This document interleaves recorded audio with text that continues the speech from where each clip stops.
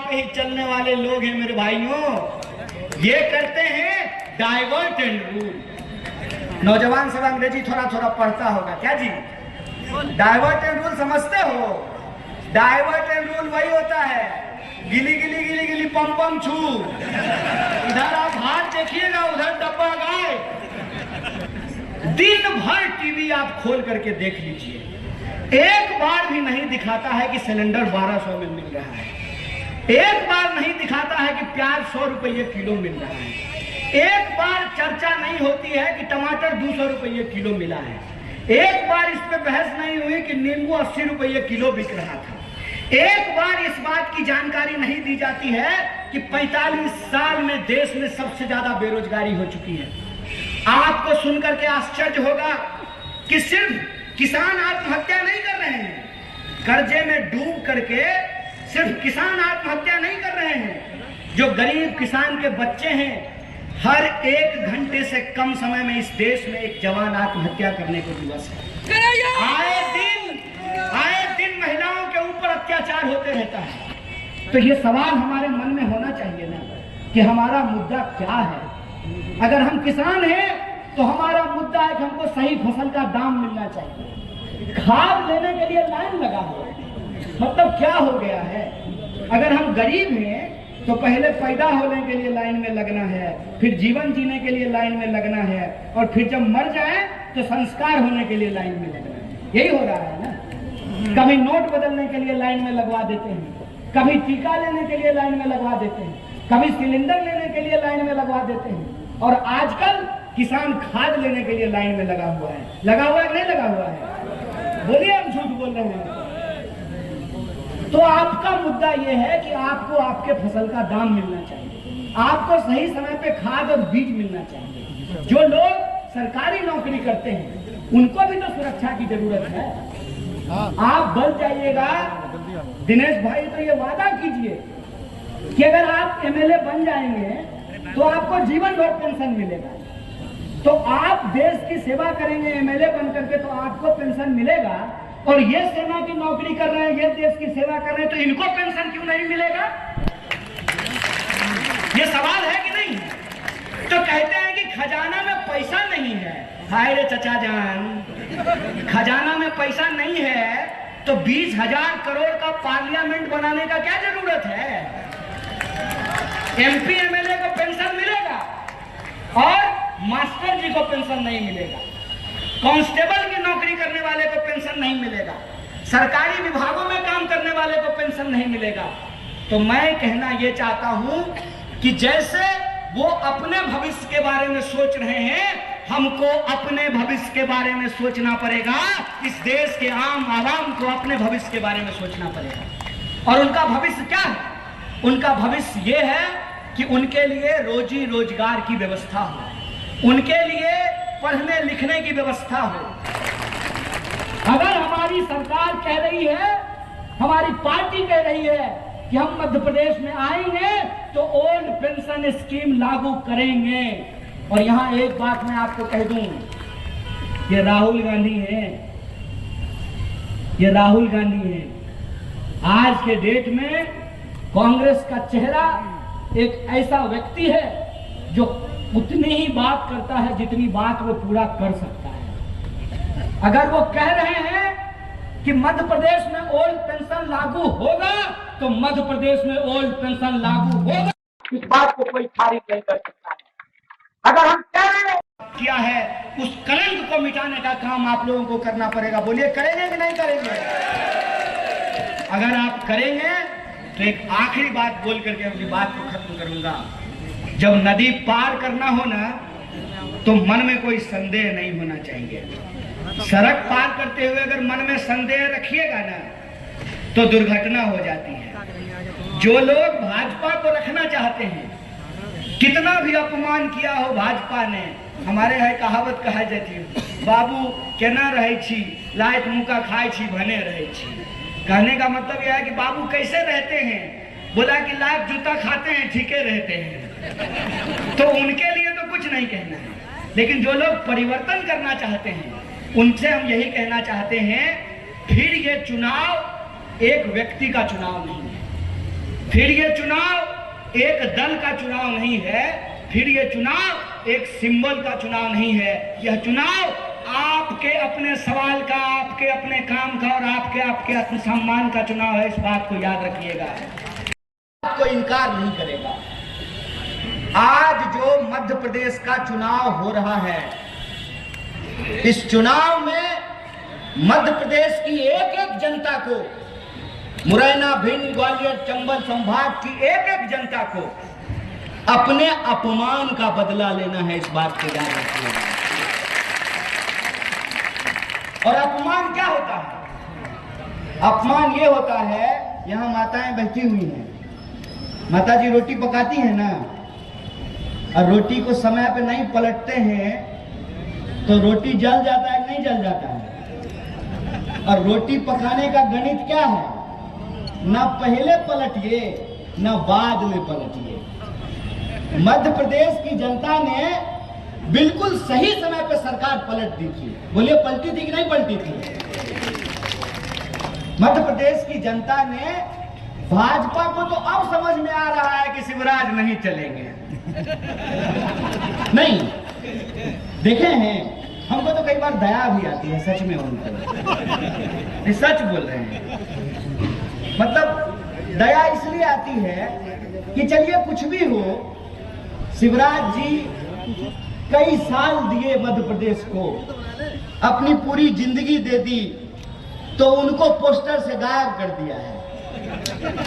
आजकल जय शाह के पप्पा घूम रहे हैं ग्वालियर, जानते नहीं उनको? कौन है जय शाह के पप्पा? गृह मंत्री भी हैं। और जो है, जो बाल बच्चा है भाजपा के नेता का, वो करके हमको मुख्यमंत्री या प्रधानमंत्री भी नहीं बनना है। पिछली बार चुनाव में बीजेपी हार गई थी, तो मध्य प्रदेश की जनता ने जिस सरकार को हरा दिया, वो सरकार आखिर सरकार कैसे बना पाए? तो जहां वोट से काम नहीं होता है ना, वहां नोट से काम होता है। तो किसी के पास अगर नोट है तो वो चुनी हुई सरकार को खरीद करके आपके वोट का अपमान कर रहा है कि नहीं कर रहा है, ये हमको समझा दीजिए। मैं एक उदाहरण देता हूं। मान लीजिए कि आप अपना वोट दे करके, नहीं मान क्यों लेंगे, आप लोग भी लगता है कि मान लिए होंगे, इनको वोट दे करके चुनाव विधायक बनाइएगा ना, तो आप इनको विधायक बनाएं और इनके जैसे ही मध्य प्रदेश की पूरी जनता, मान लीजिए 150-160 सीट कांग्रेस पार्टी को देती है और नौबत आ जाती है सरकार की, कांग्रेस पार्टी सरकार बना लेती है, कमलनाथ जी चीफ मिनिस्टर बन जाते हैं। तब कोई डरा करके, धमका करके, खरीद करके सरकार गिरा दे, तो ये मध्य प्रदेश की जनता का अपमान है कि नहीं, हमको बस ये बताएं, है ना अपमान? तो पहली बात तो ये कि मध्य प्रदेश में इस बार का चुनाव मध्य प्रदेश के आम लोगों के साथ, उनके वोट के साथ जो अपमानित किया गया है, उस अपमान का बदला लेने का चुनाव है। और दूसरी सबसे महत्वपूर्ण बात, मध्य प्रदेश के लोग समझ गए थे कि चाचा जितना पोस्टर लगाना है लगा लीजिए। सच बात यह है कि आप मध्य प्रदेश के लोगों के लिए कोई काम नहीं किए। जैसा मैंने आपको कहा कि अगर हम खाए पिए परिवार से हैं तो हमारे शरीर से पता चलेगा कि हम खाए पिए हैं। कि मान लीजिए आज सुबह हम नहाए, उसके बाद अपने माथा पे एक पोस्टर लगा लें कि आज मैं स्नान करके आया हूं। ऐसा करने की जरूरत नहीं है ना। अगर सरकार ने मध्य प्रदेश के आम लोगों के लिए काम किया है तो हर जगह उसको पोस्टर लगाने की क्या जरूरत है? मतलब समझ रहे हैं?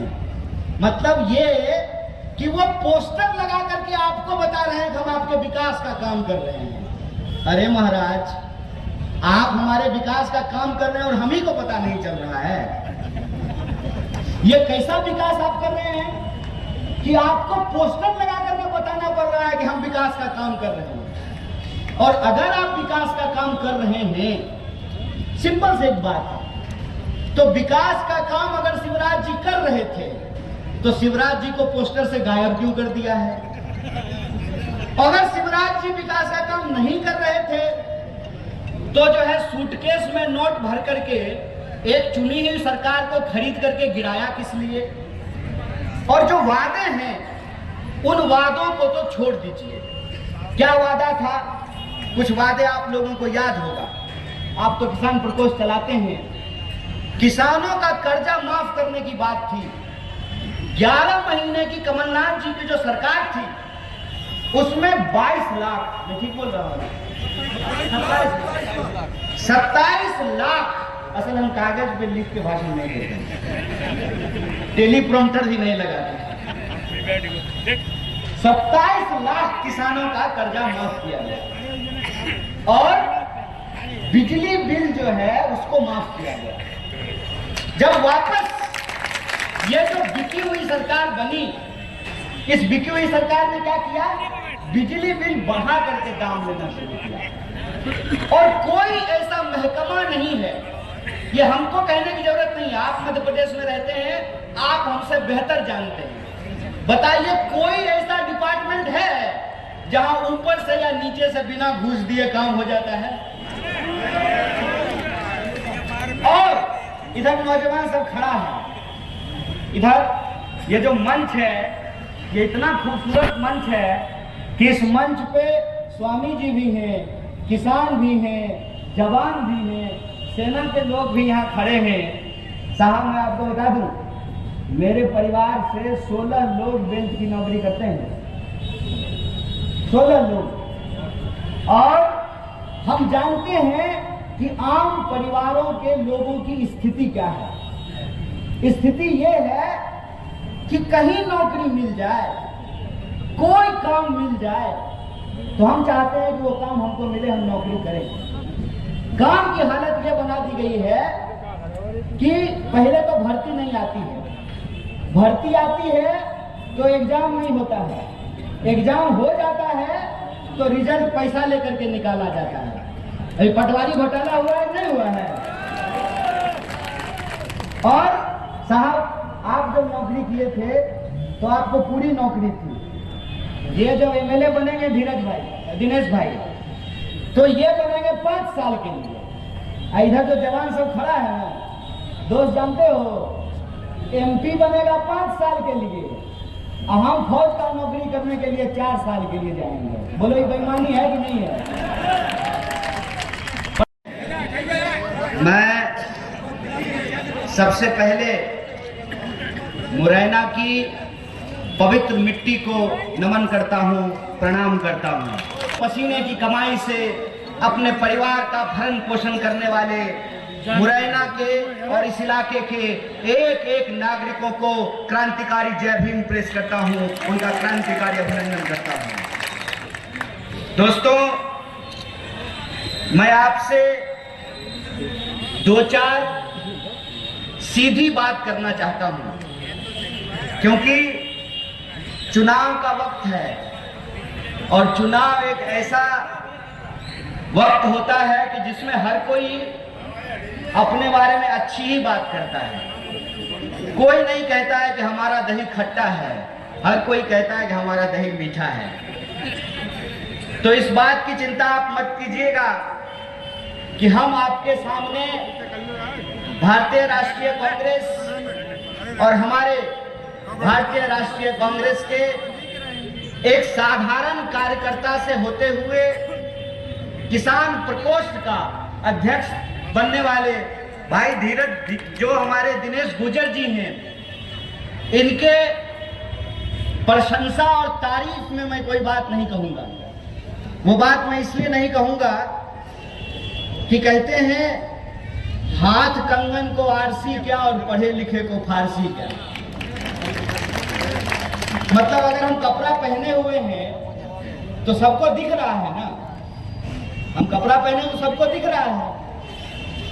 अगर ये आपके ही बीच के हैं, ये अगर आपके बेटे के समान हैं, ये अगर आपके बीच में रहते हैं तो हमसे ज्यादा ना आप इनको जानते हैं।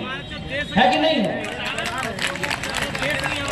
अब आप ही बताइए कि कोई दिल्ली से चल करके, बेंगलोर से चल के, कलकत्ता से चल के, हेलीकॉप्टर लेकर के, उड़न खटोला लेकर के आपके बीच में आए और आपको ये समझाने की कोशिश करे कि मुरैना के लिए क्या अच्छा है, मुरैना के लिए क्या बुरा है, तो आपको मन में यह बात नहीं होगा कि जुम्मा 8 दिन पैदा हुए हो और मुरैना के लोगों को समझा रहे हो। अरे जो लोग मुरैना में रहते हैं, जो लोग ग्वालियर में पैदा हुए हैं, जो चंबल के इस इलाके में जिनकी पीढ़ियों ने अपनी जिंदगी गंवा दी है, उनके बारे में तो हम सिर्फ एक बात जानते हैं कि इस इलाके में लड़ाकू पैदा होते हैं, बिकाऊ नहीं पैदा होते हैं। हम ये बात जानते हैं। हम तो यहां सिर्फ इस बात के लिए आए हैं कि किस इंसान ने, किस पार्टी ने बागियों की इस धरती को, नाम को कलंकित करने का काम किया है। हम उससे आंख मिला करके सवाल पूछने के लिए आए हैं। हम तो सिर्फ ये जानने समझने के लिए आए हैं कि जिस इलाके के बारे में कहा जाता था कि साहब डकैत तो संसद में होते हैं, हमारे इलाके में बागी पैदा होते हैं, उस इलाके के भीतर दौलत की खनक इतनी मजबूत कैसे हो गई? उस इलाके के भीतर किसी पार्टी ने इतना कैसे नफरत फैला दिया कि आपस के लोग ही एक दूसरे को संदेह की नजर से देखने लगे। विकास का ऐसा कौन सा सपना दिखाया गया कि आंख के सामने होने वाले विनाश को नहीं देख पा रहे हैं? मैंने आपको कहा, मैं आपसे सीधी बात करना चाहता हूं, मुझे बकवास करने की आदत नहीं है। और सच बोलने के लिए किसी लाग लपेट की जरूरत नहीं होती है।